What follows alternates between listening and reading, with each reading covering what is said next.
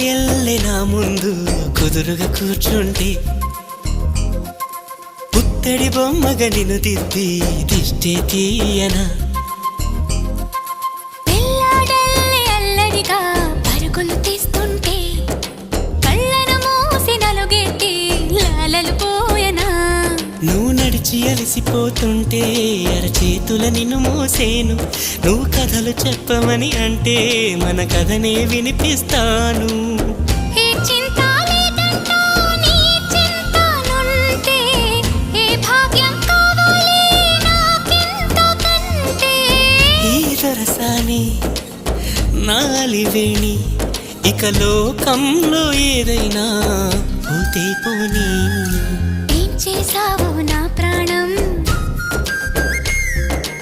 ఏదేమైనా జీవితమే